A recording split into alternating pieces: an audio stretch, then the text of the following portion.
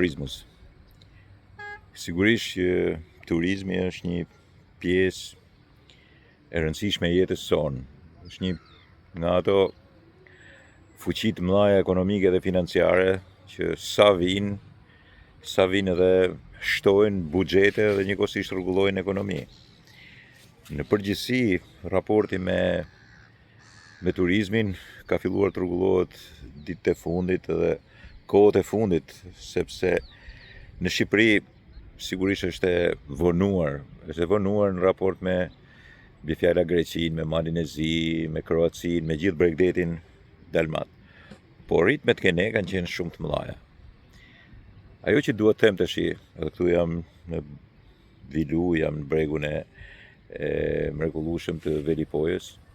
Dhe po marr shembull Velipojën, e cila shpeshherë neglizhohet sepse e konsiderojmë pjesën veriore dhe zakonisht ka edhe Shqipëria mesme dhe jugu ka një lloj kështu. Bile ka mundësi që dikush ta di Velipojën mal. Po bëj shaka. Velipoja është një nga gjërat më të mira që ka i gjithë territori shqiptar, bile i gjithë bregdeti i Adriatikut, bile nuk ka si Velipoja, me thënë drejtën, mund ta kërkosh sa duash në gjithë bregdetin shqiptar, nuk e gjen. Por unë kam fjalën tash ke shërbimi, çfarë duhet bëjnë ne? Sepse sigurisht mungon shërbimi. E para është një pjesë e rinjë nuk do me punu. Nuk kanë dëshirë të punojnë, janë dembelhane. Këtë do ta pranojmë. Janë mësuar keq, prindrit nuk i kanë edukuar, nuk ju kanë dalë zot prindëve, pretendojnë të kenë gjithçka gati, nuk duan të punojnë. Problemi është se duke mos dashur të punojnë, sigurisht nuk do mbajnë as veten dhe do detyrojnë edhe prindërit që t'i mbajnë. Po nuk ka më tash. Dhe duke mos pasur më, sigurisht që është një nga momentet më tragjike. Mungon shërbimi. Dhe duhet thënë që rrogat lëvizin edhe në Velipoj nga 800.000, flas me vjetra 1 milion, 1.200.000, bile ka dhe vende që kanë 1,5 milion, 1,6 milion, janë disa vende speciale dhe 2 milion. Dhe nuk janë rrogat vogla. Sa duhet marrin. Ne kemi një zakon të keq që duhet krahasohemi me vende që janë 50 vjet, 60 vjet, 70 vjet përpara me turizmin. Ne mënyrë duam të krahasohemi me Greqinë. E ka filluar turizmin 50-60 vjet, bile unë mund të them pa frikë 70 vjet përpara me gjithë ndodhit që kanë pas. Ne kemi qenë vendi më izoluar dhe pretendojmë që të kalojmë edhe Malin e Zi, edhe Greqinë, edhe Kroacinë në drejtime të tilla. Dhe nuk bëjmë mbretjen kryesore, dembelizmin ton. Vazhdojmë të justifikojmë me gjithë farë qeverishe, me gjithë farë individesh në qeveri, por nuk marrim aspektin kryesor, gabim që kemi. Pa mundësinë për të qenë të gatshëm për të kryer shërbimet. Dhe sigurisht një sasi impresionante, 14 milionësh, 15 milionësh, nuk kuptojmë që ne nuk jemi më 2,5 milionë. Themi që jemi 2,5 milionë shqiptar, po t'i shtrojmë këto 14 milionët, për muaj del që jemi 3,5 milionë, gati 4 milionë shqiptar në sezonin pik.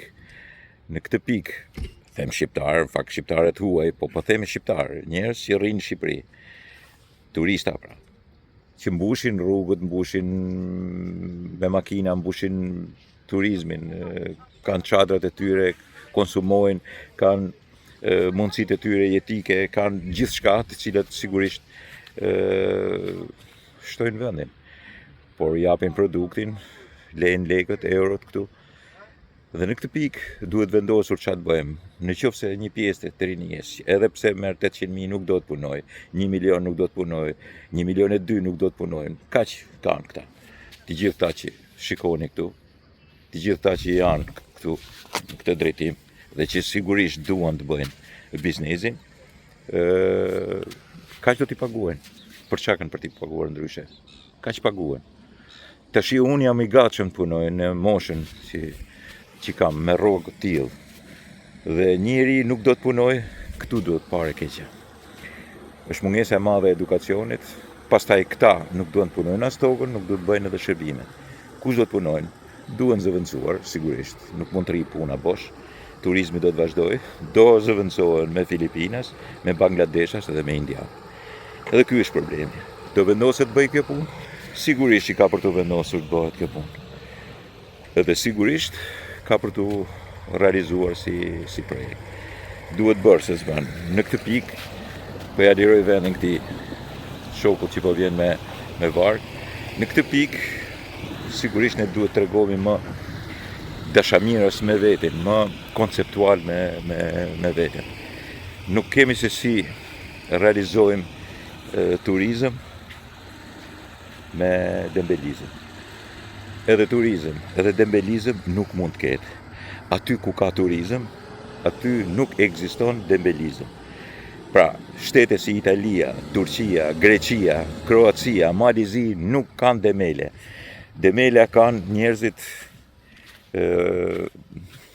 që nuk edukojnë, demele kanë shtete që nuk kanë shoqëri që edukon, sigurisht që edukohet me anë punës, demele kanë shitmencit dhe njerëzit që s'kanë punuar gjithë jetën, ose që kanë punuar, prindit që kanë punuar dhe nuk janë paguar për rritur të krijuar një brez dembelesh.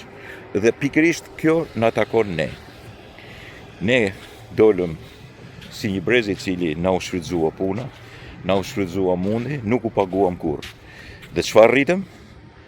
Mritëm, jo shumica, sigurisht, po ajo pakicë ose gjysma e shoqërisë të edukonin në mënyrën më banale, më absurde, një brez dembelesh.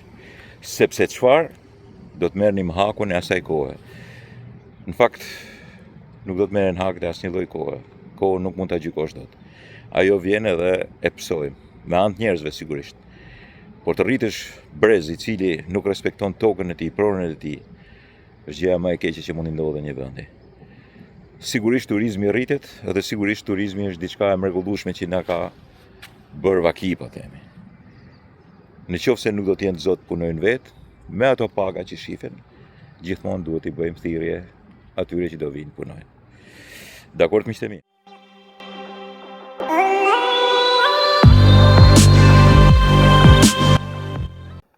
Miqtë Prizmës, erdhë një dy miq sot në galeri dhe krahas punëve dhe bisedës për artin, për galerinë, për fondin që ka dalë, dolën pimi kafe dhe filloi në kafe filloi biseda politike dhe njëri prej tyre, mik I vjetër, më thot, bestot, pse s'ka një protesta në Shkodër, është e çuditshme.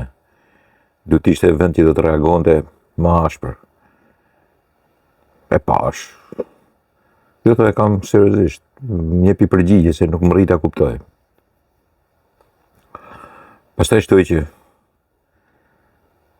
Shkodra është vend I djathtë pavarësisht nëse ka votuar Benetin, ose ka votuar Partinë Socialiste, ose siç është shumica, po ne e kuptojmë të gjithë që Shkodra për krah të djathtën, pavarësisht se këtu gene fillojnë të ngatrohen punët pak majtas djathta, se djathta atë që mund të konsiderohet raport me krahun politik, Shkodra ka sigurisht me djathtën. Okej. A marrove pyetjen? Miku jem, po tha, marrova, okej. Pikërisht këtu është sapi.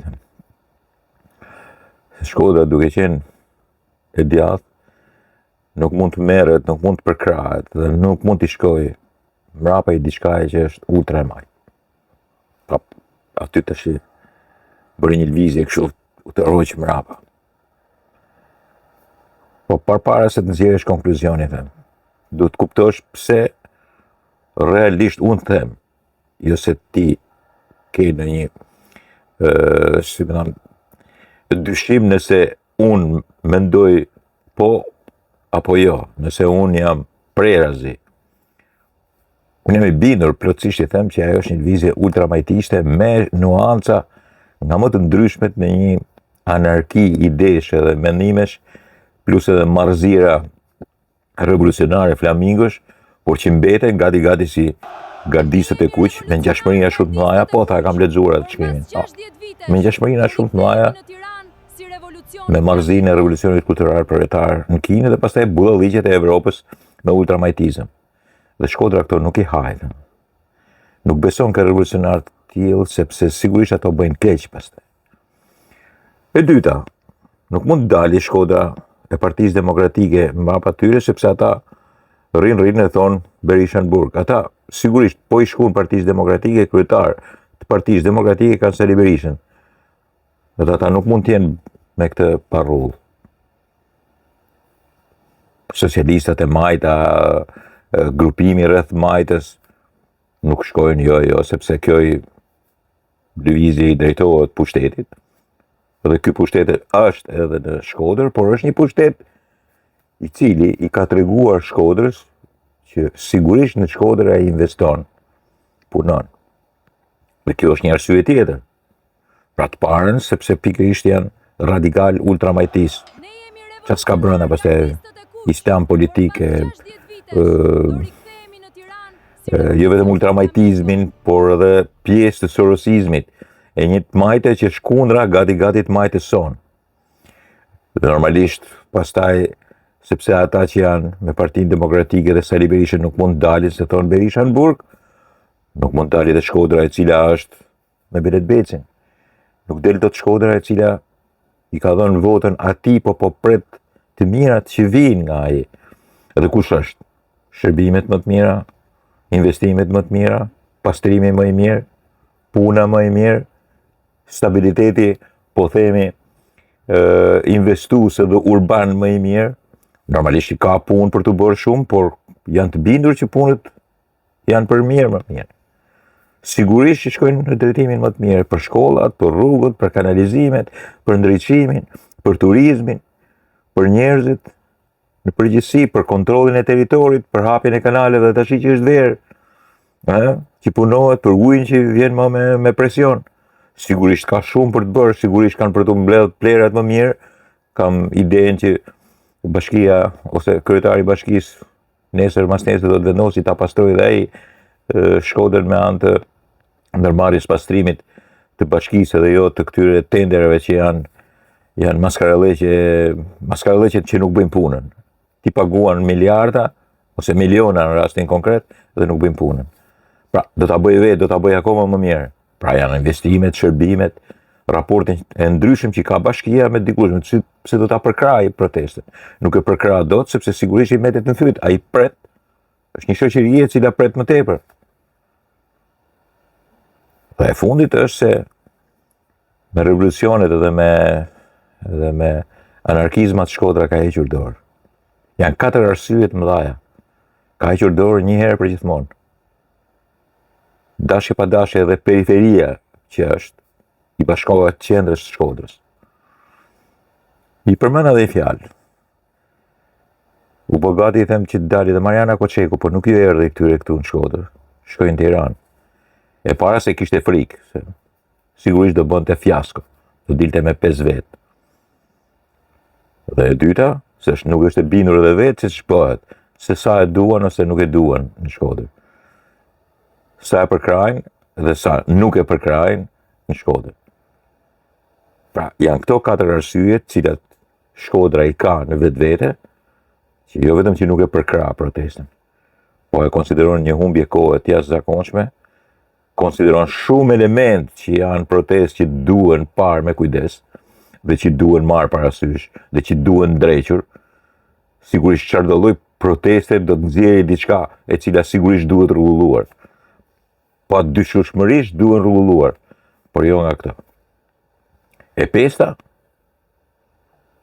arsye e pestë është se aty dalin njerëz të cilët nuk janë asgjë, nuk duan të thonë asgjë për Shkodrën. Shkodra shkon edhe mas individëve,